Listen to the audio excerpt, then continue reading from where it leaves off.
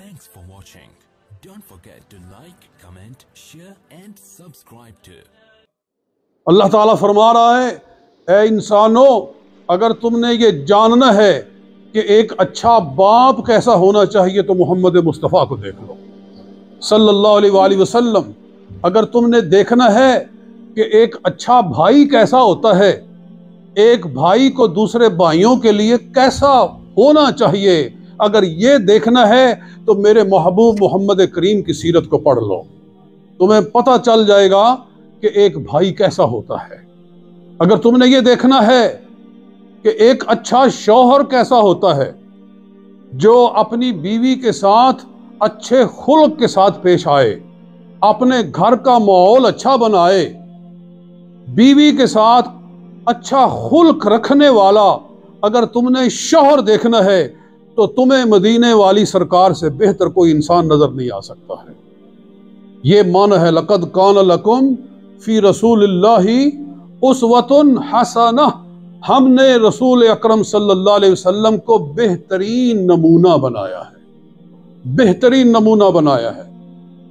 और इसी तरह इंसानियत के और भी पहलू होते हैं। ये तो रिश्तेदारियों के लिहाज से है ना, कि ये बाप है, ये बेटा है, ये भाई है, ये शौहर है, ये तो वो पहलू है इंसानियत के जो रिश्तेदारियों के लिहाज से हैं।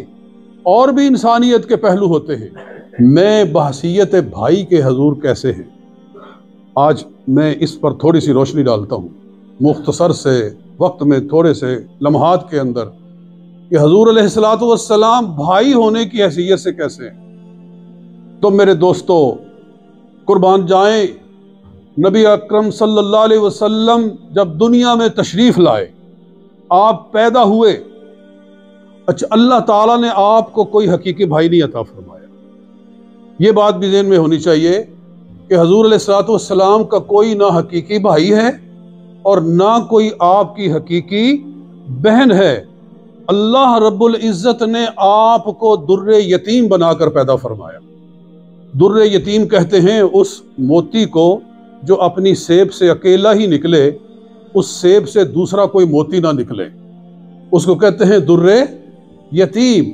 यानी नबी अकरम सल्लल्लाहु अलैहि वसल्लम को अल्लाह ताला ने अपने वालिदैन का अकलौता बेटा बनाया, बल्कि अकलौती औलाद बनाया, कि ये ऐसे बेमिसलो बेमिसाल हैं कि हर लिहाज से तन्हा हैं, हर लिहाज से वो कोई उनका मिसल बनने की कोशिश नहीं कर सकता कि मैं इनका मिसल हूं। अल्लाह ने हर लिहाज से बेमिसलो बेमिसाल बनाया। आप दुर्रे यतीम बनकर तशरीफ लाए, आपका कोई हकीकी भाई नहीं है, कोई हकीकी आपकी बहन नहीं है, मगर हजूर अलैहिस्सलातु वस्सलाम के रज़ाई भाई हैं। रज़ाई भाई, रज़ाई भाई का मतलब कि वो लोग कि जिन्होंने हजूर अलैहिस्सलातु वस्सलाम के साथ एक माँ का दूध पिया, वो आपके भाई हैं। तो देख ले कि आका सल्लल्लाहु अलैहि वसल्लम का उनके साथ कैसा सलूक था। वो भी भाई हैं। जो रज़ाई भाई होता है उसके भी अहकाम भाई वाले होते हैं। हकीकी बहन से जैसे शादी नहीं हो सकती, रज़ाई बहन से भी शादी नहीं हो सकती। जिस तरह हकीकी बहन की औलाद से शादी नहीं हो सकती, रज़ाई बहन की औलाद से भी शादी नहीं हो सकती। यानी वही हुर्मत वाले अहकाम रज़ाई बहन भाइयों के ऊपर भी नाफिज होते हैं। तो देखो हजूर सल्लल्लाहु अलैहि वसल्लम का रज़ाई भाइयों के साथ कैसा सलूक है, उसी से पता चल जाता है कि अगर कोई हकीकी भाई होता तो उससे आपका कैसा सलूक होता। तो हजरत हलीमा सादिया रज़ी अल्लाह ताला अन्हा जब मक्का में तशरीफ लाई, इस इरादे के साथ कबीला बनु साद से, कबीला बनु साद ताइफ के अंदर रहता था, यहां से औरतें आई कि मक्का में जाएं। उस जमाने का दस्तूर था कि मक्का के लोग अपने बच्चों की बेहतर तरबियत के लिए उनको गांव में भेज देते थे कि गांव में जाएं। गांव के अंदर अरबी खालिस होती है, यानी उनका प्रोनाउंस अच्छा होता है, उनका तलफ़ुज़ अच्छा होता है, उसके अंदर दूसरी ज़बानों के अल्फाज मिक्स नहीं होते। मक्का शरीफ एक बैनुल अक़वामी शहर था, क्योंकि पूरे अरब से यहाँ लोग हज के लिए आते थे, पहले से भी, ज़हूर इस्लाम से पहले भी हज का सिलसिला इब्राहीम अलैहिस्सलाम से शुरू था, और यमन से, मिस्र से और दीगर ममालिक से लोग हज के लिए इस्लाम से पहले भी आते थे।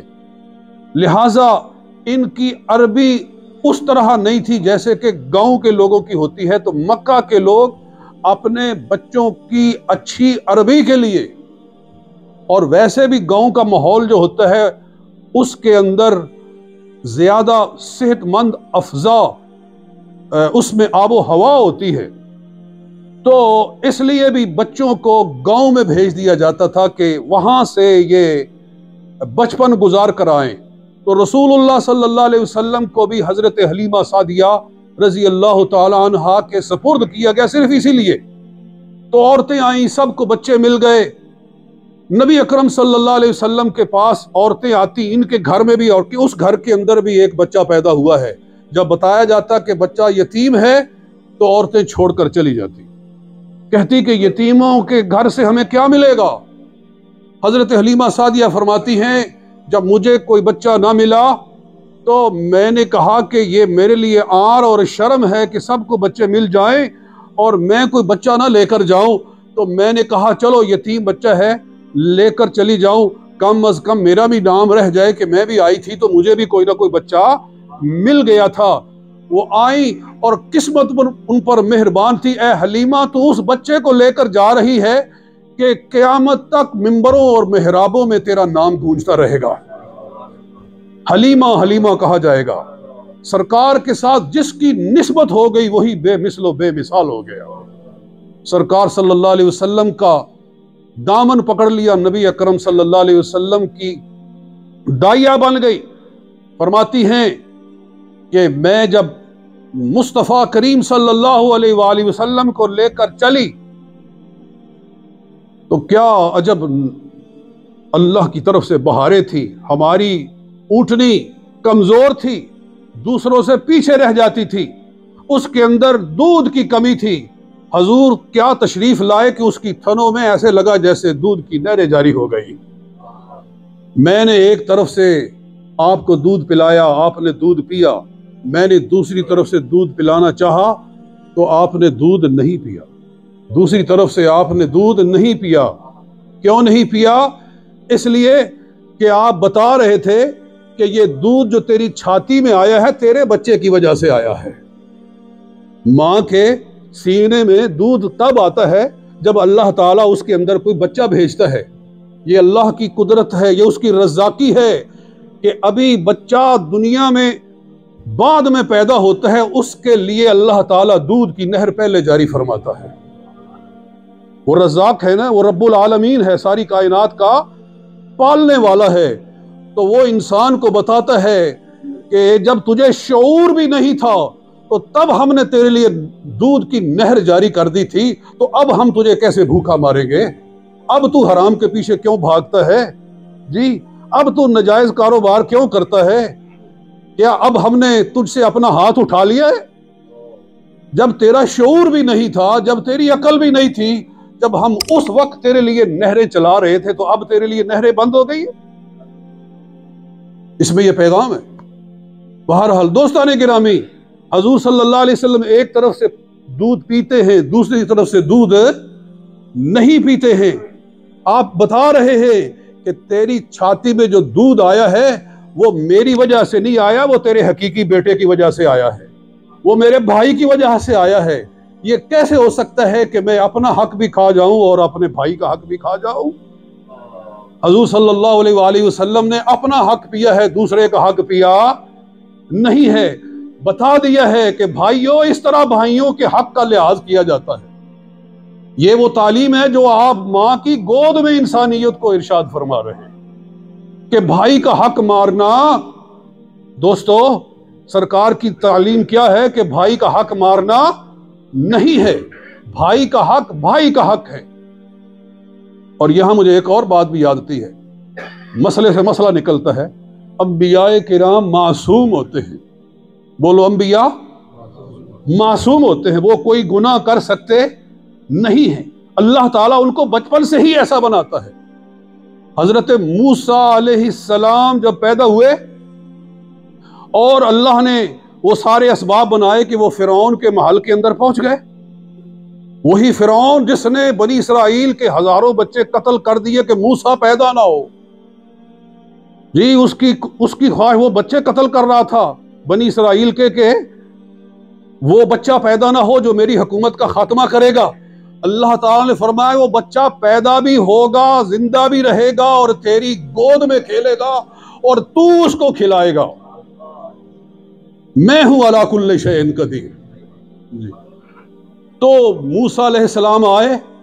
अब बच्चा जब नहर में से, दरिया में से बहता हुआ मिला तो इसके लिए दाई का इंतजाम किया जाए। तो दाइयां आती हैं, दूध पिलाने की कोशिश करती हैं। मूसा अलैहिस्सलाम किसी का दूध पीते नहीं हैं। तो आपकी बहन आ गई और कहने लगी कि मैं एक घराना जानती हूं कि अगर वो आ जाएं तो उनका दूध ये पी लेगा, उनका दूध पी लेगा। तो वो अपनी माँ को ले आई, अपनी वालदा को ले आई। जब वालदा को लाई तो मूसा अलैहिस्सलाम ने दूध पीना शुरू कर दिया। कुरान फरमाता है वह हर्रमना अलैहिल मराज़िअ मिन क़ब्लु, हमने मूसा अलैहिस्सलाम पर दूसरी औरतों को पहले से ही हराम कर दिया था। हर्रमना अलैहिल मराज़िअ मिन क़ब्लु, हमने दूसरी औरतों का दूध उन पर पहले से हराम कर दिया था। अल्लाह का नबी माँ की गोद में जानता है मेरे लिए क्या हलाल है, मेरे लिए क्या हराम है। जी, वो जिसका दूध हलाल है उसका पीता है, हराम वाला दूध वो पीता नहीं है। यही रसूल पाक सल्लल्लाहु अलैहि वसल्लम ने करके दिखाया। जो आपका हक था वो आपने पिया, जो आपका हक नहीं था वो आपने नहीं पिया। यही मूसा अलैहिस्सलाम ने करके दिखाया माँ की गोद में। यहां से इशारा मिल रहा है कि जब वो माँ की गोद में इतने मासूम हैं, अभी उन पर कुरान नाजिल नहीं हुआ, अभी उन पर किताब नाजिल नहीं हुई, अभी तौरात नाजिल नहीं हुई, अभी वही नाजिल नहीं हुई, तो इस वक्त उनकी इस्मत का ये आलम है, तो किताब नाजिल होने के बाद उनकी इस्मत का क्या आलम होगा।